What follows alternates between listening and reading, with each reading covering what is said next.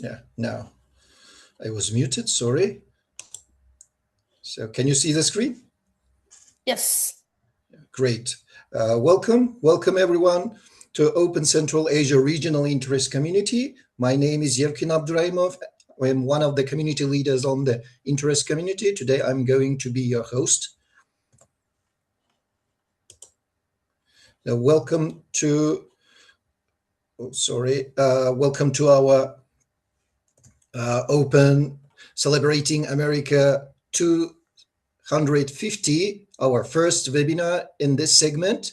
Our guest is Dana Adilkhankyzy from Kazakhstan, and she will be speaking on the topic of the evaluation and expansion of higher education in the United States, past to present. Welcome, Dana. Let me introduce our speaker. Dana holds a Master of Education in Higher Education Administration, Boston University, Bachelor in Education, University of Barcelona. She is an IELTS and Duolingo tutor, IB Language B certified teacher, TESOL, TEFL certified, and the CTRB trained researcher. Welcome, Dana. We are very happy to have you. It's over to you. Thank you. Appreciate for this very vast introduction. You are welcome. Okay, so we're waiting a couple minutes to have an access to the screen sharing. Yeah, I'm going to give you to make you a co-host.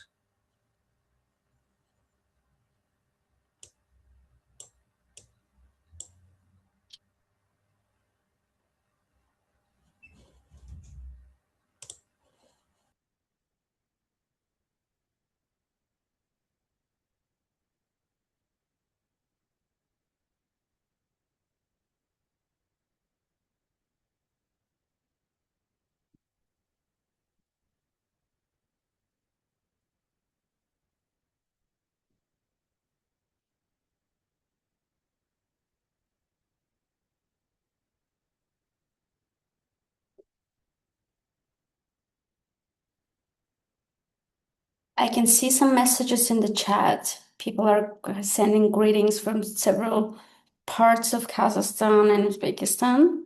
It's so nice to have you here. While we're all waiting on the technical moments, I just want to go ahead and start by warming up the audience, how everybody's doing. Please ping me on in the chat or maybe here. How you guys feeling? How's the weather in the place you are right now? It would be nice to hear some voices over here before we quickly dive into the introduction part. Thank you. I can see some thumbs. I can see some comments in the chat saying the weather is really nice. It is really nice though. I do agree. We're in fact, even in Shumken, this is so hot. I'm pretty much used to saying it in like American degree. It's 70 degrees in Fahrenheit right now, which is super duper hot. And I think which is super duper hot for Boston weather, but it is normal weather, I guess, for Shumkins. It's been only a couple of months since I'm here, and it's been so overwhelming to get used to the weather again. Okay.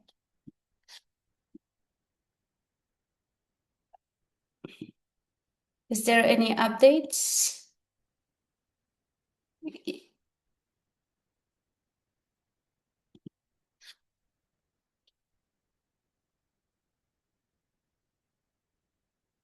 Wow, that's good to know. There's a word. Okay, all set. Perfect. Thank you very much. We're so sorry to make you wait on the start of the conversation.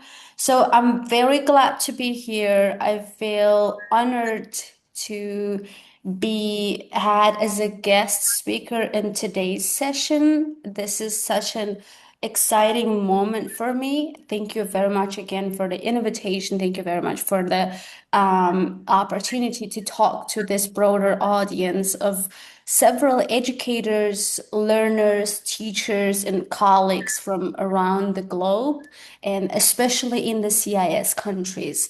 Um, Before getting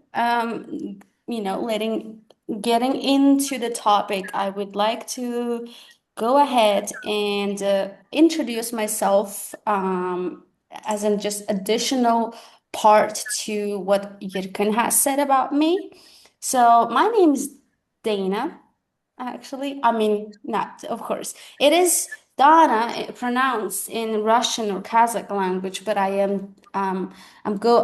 have been going by Dana for a very, very long time now, since I've moved to America. I do hold a master's degree in higher education administration from Boston University, and I've done my bachelor's in education, University of Barcelona. You can see some pictures from my time at BU and in the very awesome city in the world, Boston.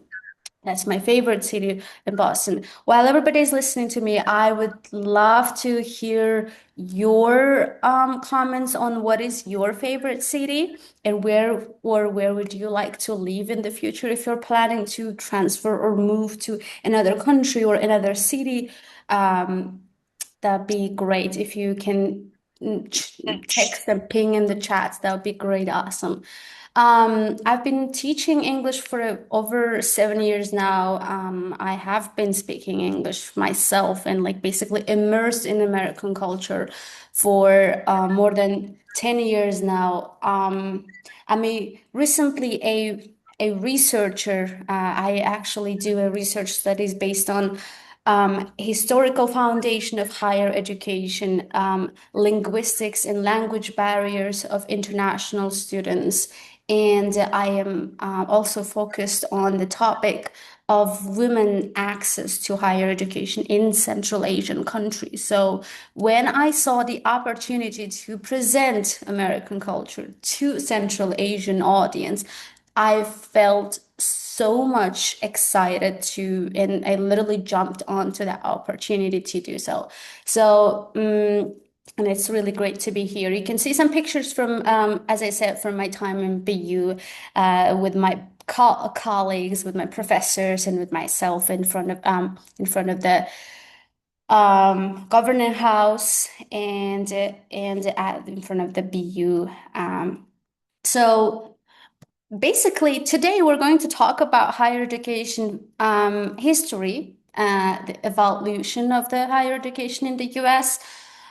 We are not going to talk about the future, but we're probably going to talk about a little bit about from past to present.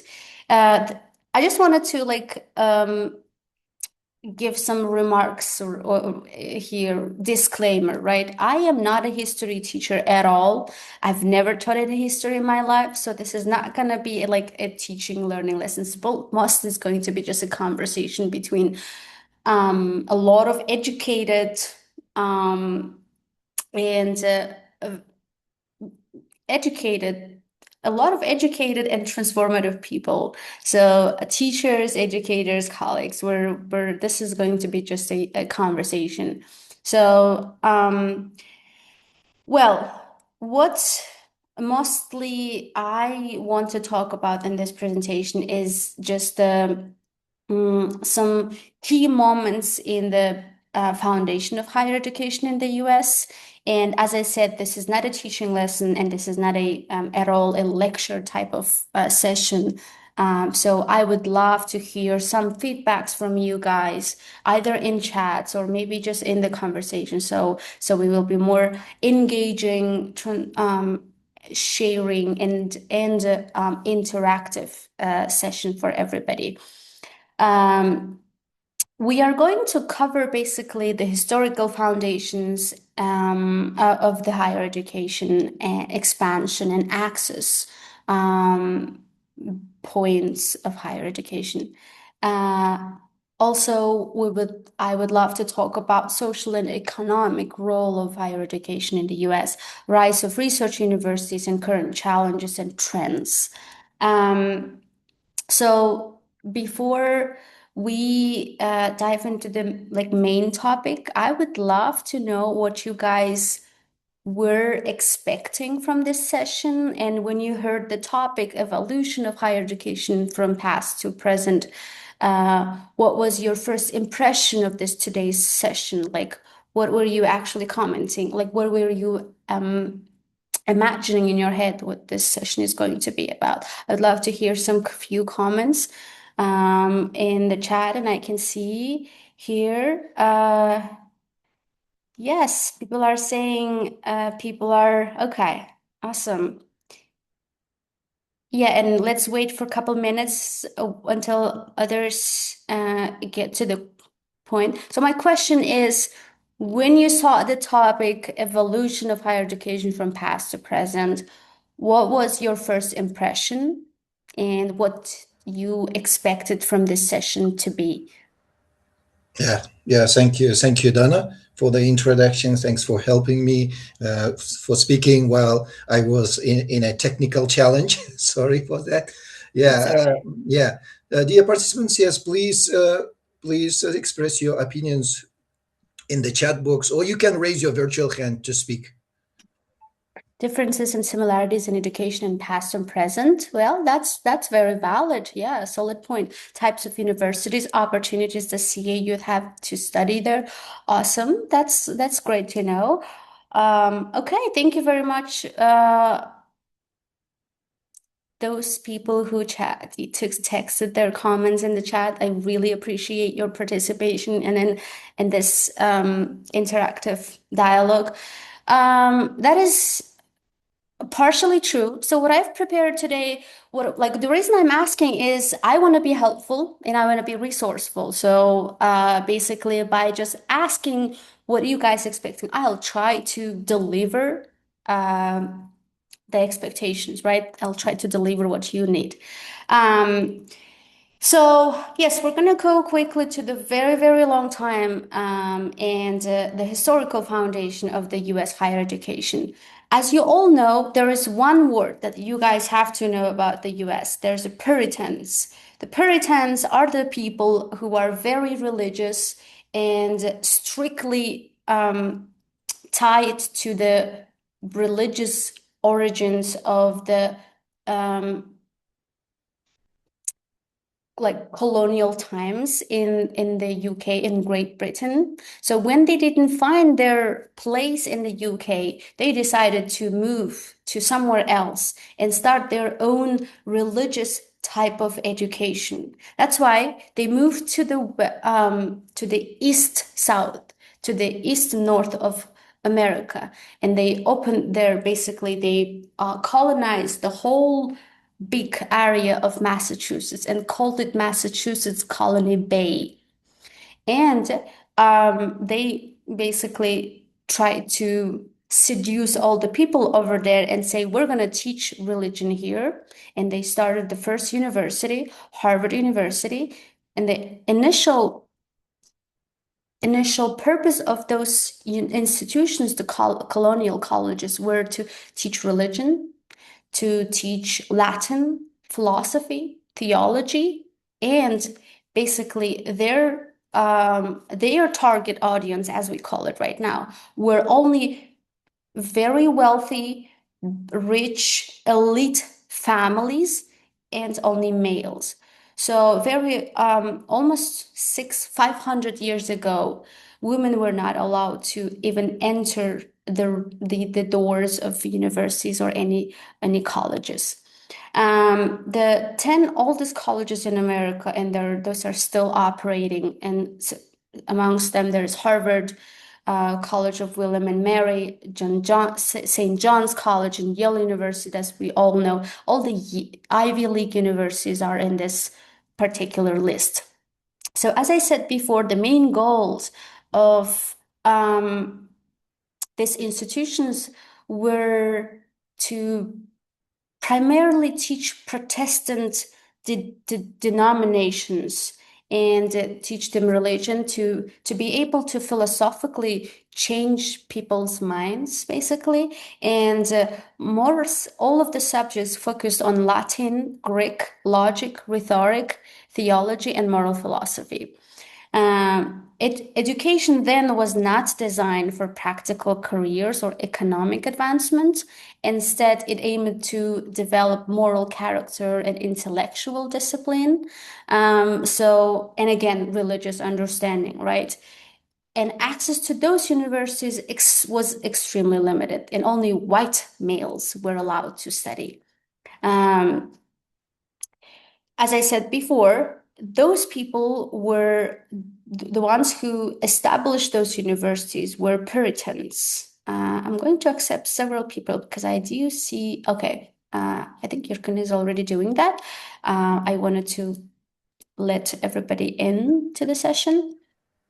Okay, so basically early purpose was to the moral education, and post-revolution changes were after several requests from, again, all those wealthy families, right?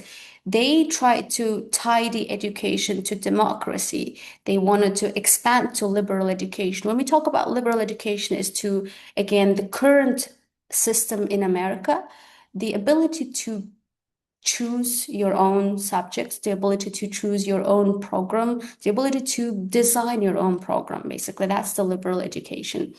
And the huge major changes started happening after 18th century, 17th, 19th, 18th century.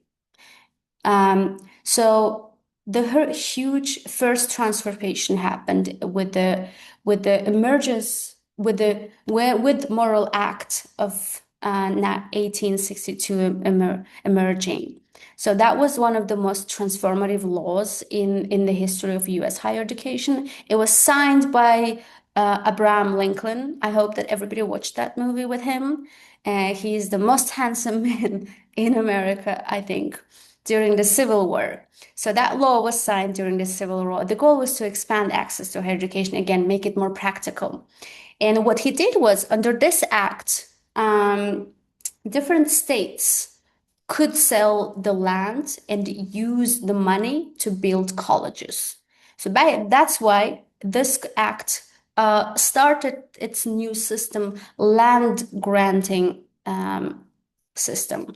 So under the land granting system, everybody was allowed to basically get a land, build a college, and teach people, educate people.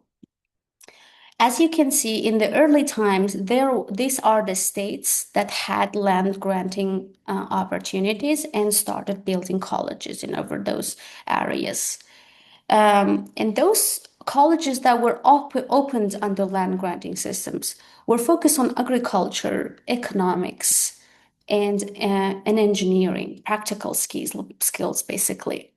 So the timeline of expansion and growth started with the land granting universities, and then it moved to Second Moral Act of 1890, which basically created a lot of opportunities for historical Black people. So when we talk about Black people, it's the after the revolution of slavery, when the slavery was canceled and Black people were allowed to be educated as well. And in the late 19th century, there was access expansion, and women were allowed to enter the higher education. In this timeline, like only women-focused universities started opening up. So I'm gonna take a pause here and look at comments. Okay, and see what are people saying. Okay. Okay. So basically, everybody's answering all those questions. If there is any comments that you want to basically ping in during my presentation, please feel free to chat, leave comments in the chat. I will be happy to answer some relevant questions regarding this particular topic because this is huge, and I don't want to be like sitting, oh, this is me telling you about all this stuff. I want to have a dialogue. If there is anything you would like to add on to what I'm saying, it would be much appreciated. And let's pause for a few seconds here and see if there are any comments. If not, we can just go and move on.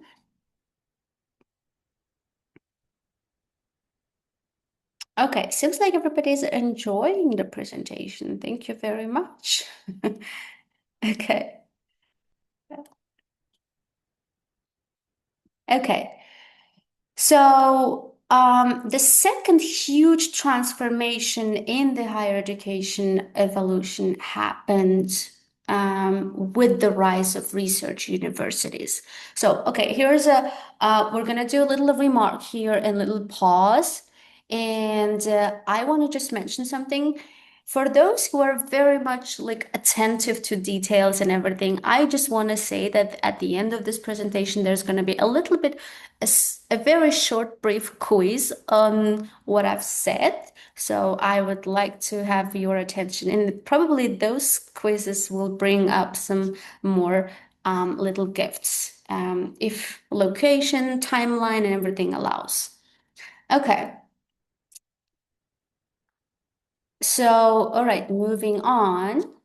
Am I seeing new messages or it's me just imagining stuff? I guess not. Yeah. Um, Yes, no message right now. So okay. So the huge transformations, as I said, the major turning points, I'd call them major turning points. First one was the moral act. Second one is the rise of research universities.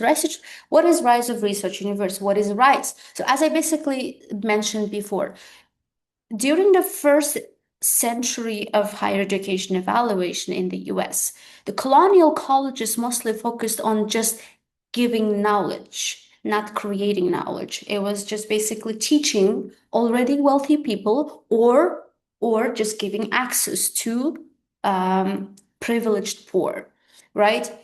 After the World War II, things started changing, and the German influence after the World War II made a huge impact on the growth and transformation of higher education because professors, university builders, and presidents basically went to Germany and they brought from Germany a new system that's called research.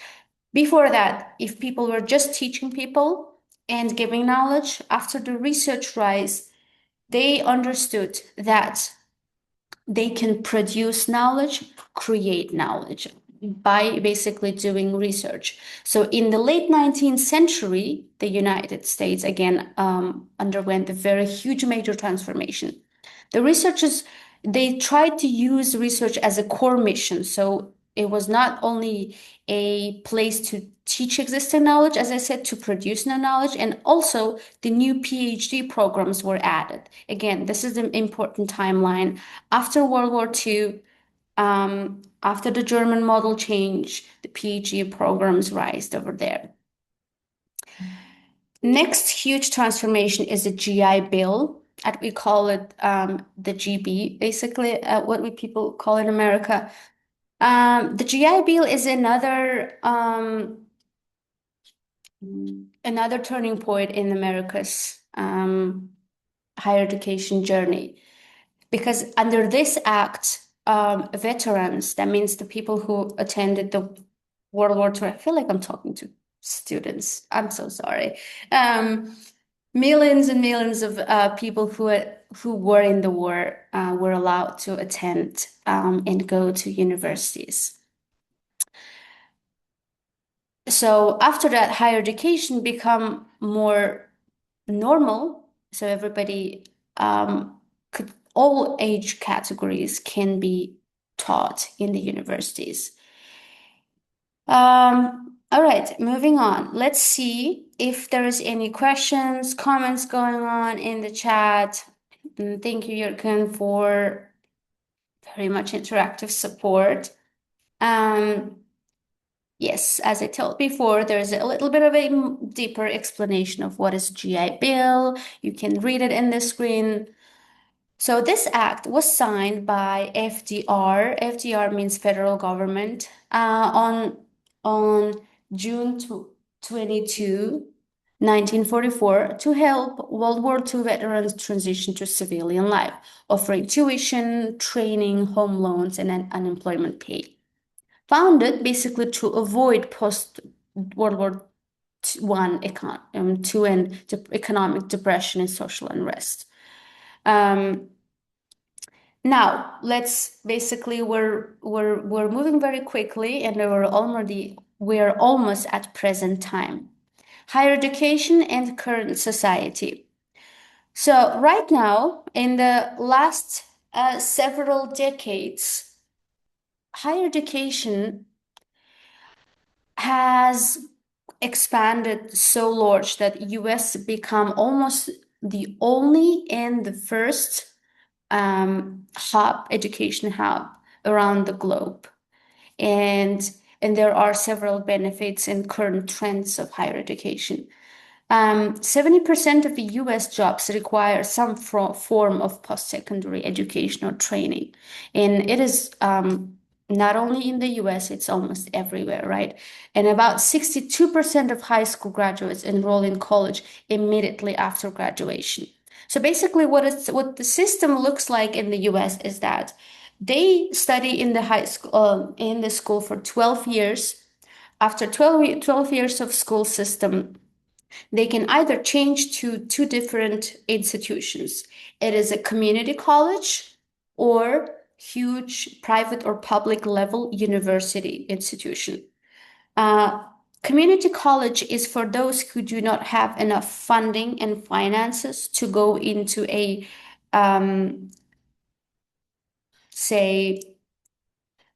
prestigious universities.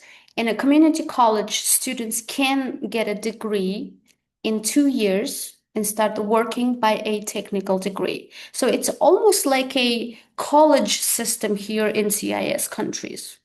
You're allowed to finish the degree earlier than others, but there is a social stigma. Community college is economically, morally, and basically socially under the university level. Bachelor, again, so we're moving on with the trends again. Bachelor degree holders earn an average $1 million more over their lifetime than high school graduates. And there is still people who do not go and continue their education to universities or colleges. Okay, so moving on. Let's talk about current trends. I would love to hear some comments about the history part. Yes. Thank you very much. Parvina says it's interesting data. I'm glad that you find it helpful. I want to hear or see in the chat if there is anything new that our participants, our listeners can add to our current session. What kind of current trends are you familiar with regarding the higher education system in the US? Let's pause for a few minutes and see if there are any comments. Yes, please, dear participants, if you have any comments, you can share your ideas in the chat box or raise your virtual hand to speak. Thank you. Okay. For me, I recently last year I was in Boston for the first time in the USA. I was in the Access exchange program. That's cool. Very impressive. yeah, it's a program sponsored by the U.S. Department of State. So yeah, it was a great 2 weeks. We were in the University of Massachusetts, Lowell. Mm-hmm. So, but we also uh, managed to go to Boston, and as we landed in Boston, and of course, but we also had a kind of good 2 days to go around the city. Mm-hmm. That's pretty awesome. So, what was your first impression when you saw UMass Lowell? Oh, UMass Lowell is we were in summer, so you know the in the streets there were like there were not many people, but you know I was impressed by it. Means it's a very huge university with like a campus, like east side, west side, and it is divided into parts. So it was it's like a first time when I saw the such a big university. Mm-hmm. Um, But we also, of course, we could also travel to when we were 2 days in Boston. We also had a chance to go to Harvard as well. that's great. Okay, that's very impressive. Thank you.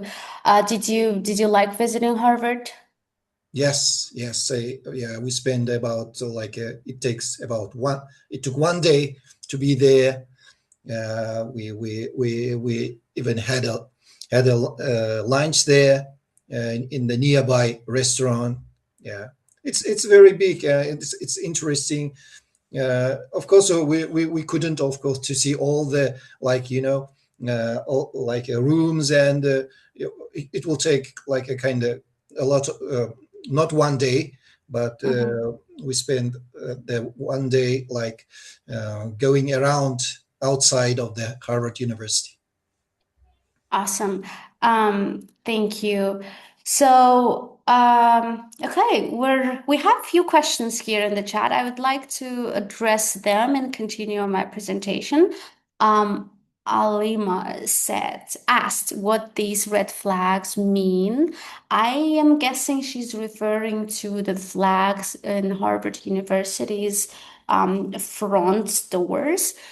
Um, so basically, those red flags are not necessarily flags. The symbol, um, the flags she's referring to are the three open books, and the red flags is basically background color. Um, the shield shows three open books, meaning they represent education. They represent education, truth, and there is knowledge. Knowledge, education, truth, three things.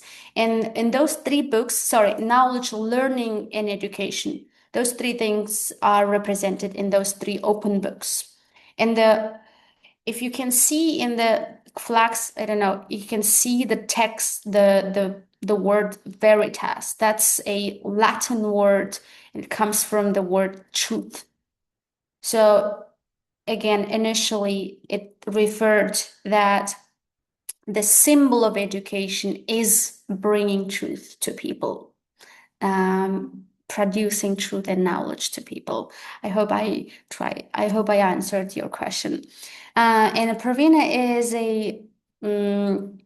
asking question, is it true that some universities do not require TOEFL or IELTS anymore, but if a freshman fails an exam in the first semester, he or she is excluded from the university? Okay, this is a very broad topic, and it is related to admissions process, but I'm gonna address it very briefly. So again, it depends on which admissions category we're talking about. If we're talking about local admissions, yes, they do not require any international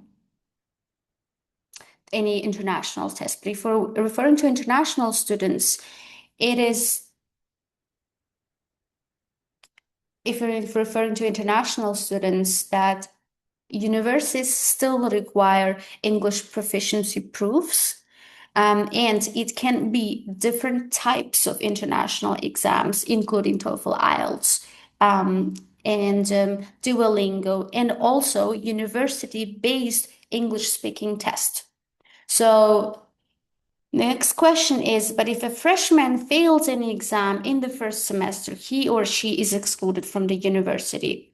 So again, the exclusion, basically the kicking out of the university, depends on so many factors rather than just one like exam failure, I'd say. It is mostly about the holistic approach that they're trying to they're trying to integrate into university system.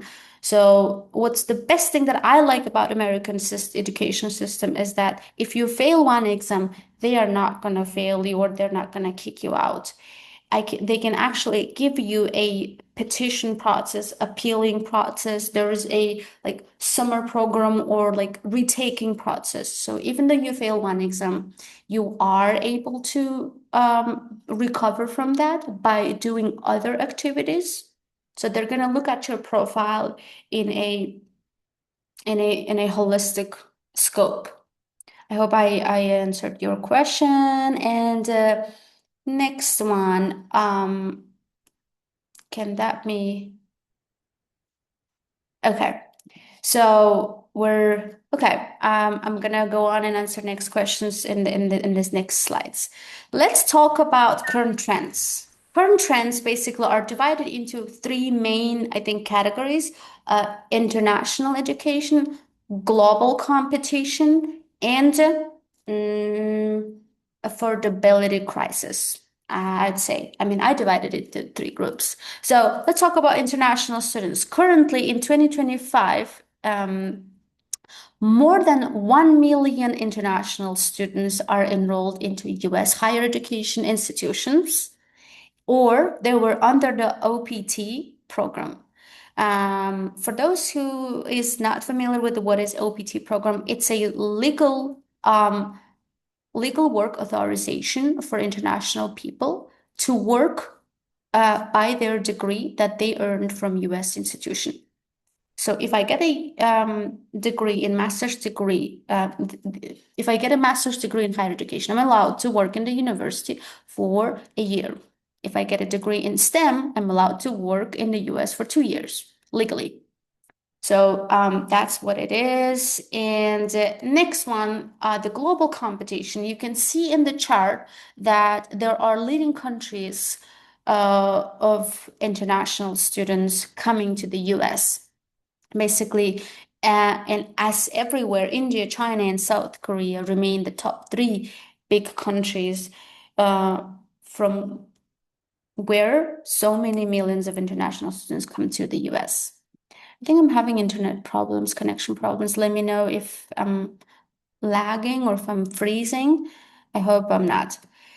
And when we talk about numbers again, right now in 2025, based according to the US National Statistics of Education, 91 millions of students enrolled in the universities and institutions, including community colleges and universities in 2025. And almost 80 and 90% of them, yes, they use AI in their academic work. And referring to the question from the chat that I saw recently, someone said, what the AI tools came to the students' university life today, That's true. So basically 80 and 90% of them use an AI in their academic, day-to-day academic work.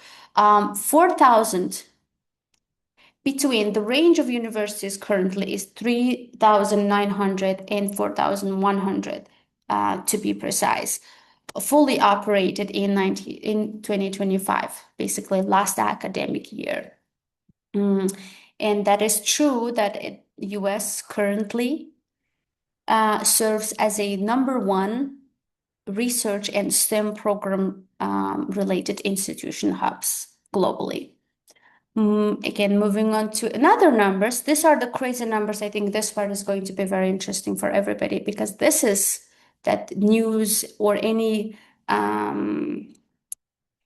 promoters of US higher education do not talk about. This is the topic that not everybody talks about, right? Currently, US people, 42.5 million of Americans have federal student loan debt. And the amount of debt is almost $1 trillion, not billions, not millions, but $1 trillion. So almost every average student, like a student loaner, has a up to $30,000 debt in their account. And if you are interested, I can dive into it and give more information about what is student loan. But if not, we're gonna move on. So, and you can see in this chart, again, that's my question. Is really college worth it? Is really US college education worth it? To be basically drowning in huge debt for almost a decade in your life, right? These are some statistics about the age group that have this huge debts, about the number of borrowers around the nation, and the average debt per borrower. Okay, and according to the federal student aid statistics, almost every third American has a debt, either in the credit cards or in student loans.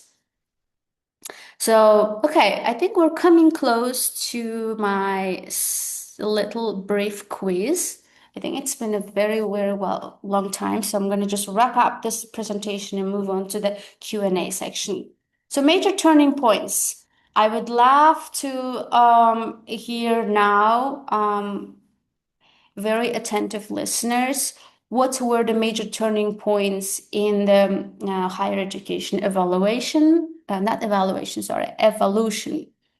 If you can ping in the chat, if you can virtually raise your hand, I'd love to be. Yeah, it's going to be interesting. It's going to be, yes, please, dear participants. Can you remember what is the turning point in the education, in the sorry, in the evaluation of education? Yes.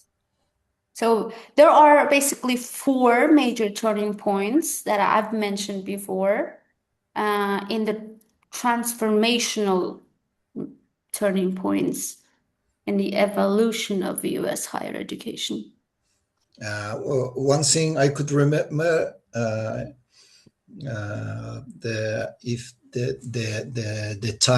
timeline, the date. I would like to say it's June 22nd, 1944. It's a signed some kind of bill. That's correct. That's it. Yeah. Yes, that's a GI Yeah. Bill. And congratulations to Jürgen. Okay, that was a great catch Thank over you. there. Yes, and someone in the chat, Pervina, also mentioned uh, the GI Bill Act. Yes, under the GI Bill Act, veterans we're allowed to study for free in the higher education. And yes, that's the main turning point. That was actually a second turning point, but there was number 1.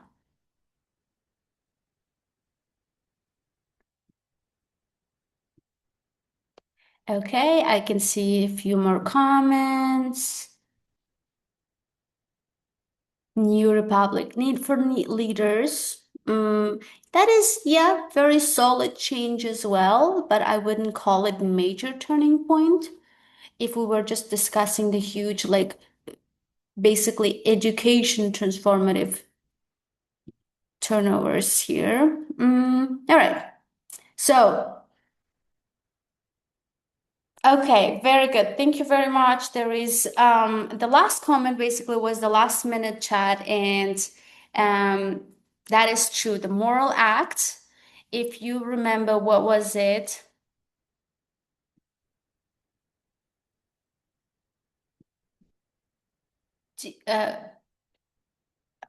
Okay, if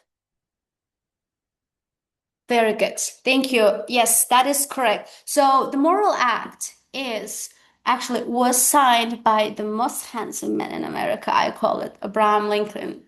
He allowed states to have lands, sell it, and use the money for college building. That's a very simplest way to put it. That's great. Yes, land grant university. That's correct. Second major turning point, as Yurkun and others mentioned in the chat, is the GI Bill. Under the GI Bill, the veterans are allowed to study for free. And the third major turning point was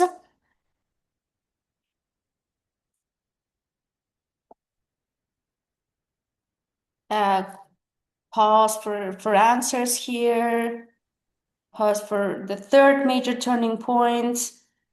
And international institutions, probably research. So yes, basically I can actually put it under the rise of research universities. That is correct. So the third major turning point was the American education system integrating research building and the PhD programs emerging moments. This is the third huge turning point. And last one, as you all can guess, and this is basically very relative to the present and future trends, of course, emerging era of artificial and that's correct. Yes, artificial intelligence. Awesome. Thank you. That was pretty very interactive, very informational. Thank you very much, everyone, for participating so actively. I've seen so many questions and so many comments in the chat. I really appreciate everybody's active engagement here. Okay. Thanks to you. Yes, so I'm going to wrap up quickly because I feel like I'm going a little bit over time. So I really value everyone's time and I'm not going to hold you even longer than it is right now. And we can quickly move to the Q&A section and I'll be happy to answer a few questions if there are any.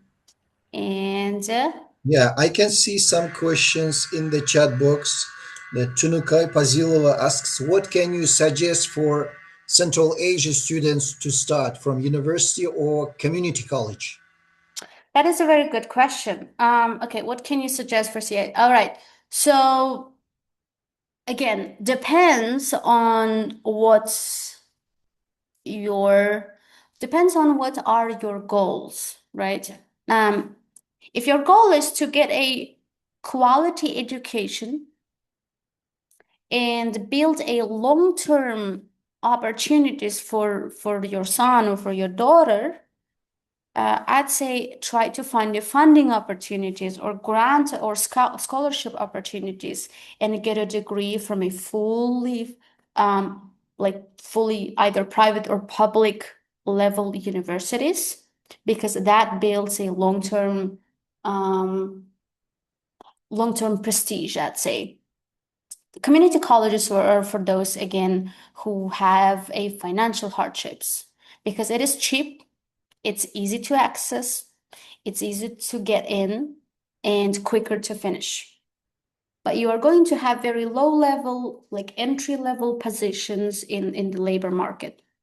So if your goal is to basically to move to America smoothly and without any hardships, without any obstacles on your way, and probably just be able to professionally grow quicker, but in a blue collar positions, like blue collar labor market. When I talk about blue collar, that means it's not privileged professions like medicine or like being a lawyer or being a teacher and etc. It's more about being a plumber or being a truck driver or something like that. So you can still need a license for that. Or you can be a regular office clerk.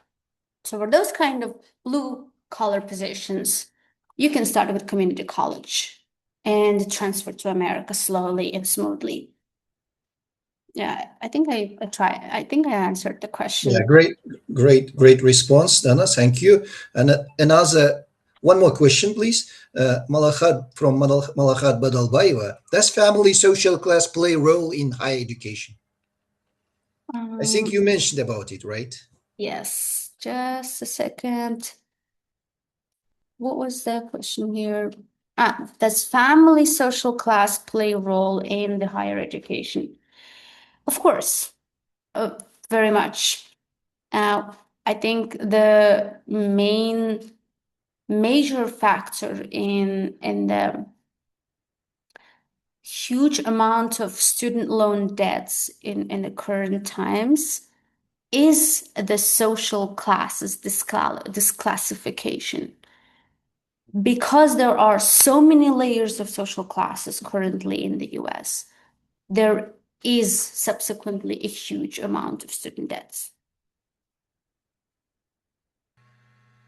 Okay, thank you. The last question, Dana, if you don't mind, from Azada Dehkanova. Does it matter to employers what college you've graduated, community or public?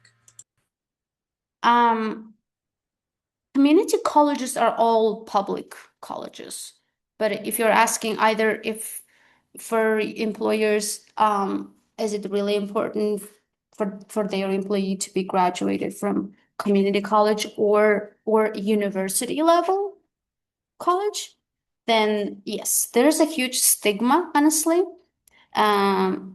Imagine like you are looking at a person who just graduated in a technical college here in Kazakhstan or in those CIS countries who have that. If I'm not mistaken, it called like middle level certificate. So basically, if you graduate from community colleges, yes, you are going to have a middle level degree, and you cannot go higher in the labor market if you want to grow by a ladder of a professional growth. Thank you. Thank you so much, Dana, for answering these questions. Thank you so much for contributing to our community, Open Central Asia Regional Interest Community. Let me one more time to remind you about our community, Dana. It's our community. Open is Open Alumni. Where we involve our Open Alumni. The program, Open Program, is also sponsored from the U.S. Department of State. So, and we have the interest community. We have our COP, Community of Practice, Open Community of Practice, where all Open alumni gathered, and we try to involve our Open alumni to share their experience. But not only, of course, we have segments where any teacher, English teacher, can share their experience. Again, thank you so much, Dana. Thanks for agreeing to participate in our webinar and speak for our community, to share your experience about the education in the United States, present, past, and present. We will reach out to you shortly to hand out your certificate of appreciation. For now, you can stay with us. I'm going to announce our upcoming webinars for the month of April. Okay. Thank you very much again for such a great, warming, and like open-hearted community. I am really happy to be part of it, and thank you for having me. I hope everybody enjoys their evening, morning, afternoon, or from different parts of the world. Thank you very much. It was a pleasure to be. You are welcome. You are welcome. Thank you so much to you, dear Dana. Okay, dear participants, we have upcoming webinars for the months of April. But for now, while you are listening, please complete the certificate form as soon as possible, and because it will be available just 10 minutes after the session ends. Our next webinar in the Cascade Learning segment, and our speaker, Rukhshana Usmanova from Tajikistan, she will be cascading the American English Live Series 23.3 American Points into Performance. So the session is going to be on April 13, 7 p.m. Tashkent time. Our next American English Live series 24.4, and we are going to have a viewing party. If you are get bored viewing alone, please join us, and we are going to view it together on April 15, 5 p.m. Tashkent time. It is 8 a.m. Eastern time. Our next webinar is in the special webinar. Our speaker is Dr. Delafruz Sarımsakova from Uzbekistan. She will be talking on the topic of Beyond the Classroom, Professional Development Opportunities for Educators. The event is going to be on April 17, 7 p.m. Tashkent time. Our next webinar in the Voices of Leadership, our speaker is Amira Halileh, originally from Egypt, based in the USA. She will be talking on the topic of leading across cultures, building inclusive and impactful TESOL communities. The event is going to be on April 20th at 7 p.m. Tashkent time. Our next webinar in the Alumni Connect, our speaker is Tunukay Pazilova from Kyrgyzstan. She will be talking on the topic of integrating critical thinking in the English classroom. The event is going to be on April 24, 7 p.m. Tashkent time. Our next webinar in the Celebrating America 250, our speaker is Sarvanaz Ergasheva from Uzbekistan. She will be speaking on the topic of how the U.S. supports children with autism, ABA therapy, and the culture of inclusion. The event is going to be on April 27, 7 p.m. Tashkent time. This is our webinars for the months of April. So you are welcome, everyone. You are welcome. So you can join us. All the events will provide the certificates of attendance. So stay tuned, and you can follow our Facebook page to stay tuned and to follow to see what upcoming webinars do we have so related to each month. And thanks for joining, everyone. Thanks for joining. Thanks for being with us in your time on Saturday. So please join us on our next webinars.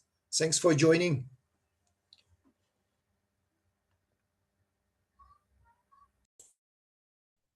Thank you very much for the interesting webinar. Thank you.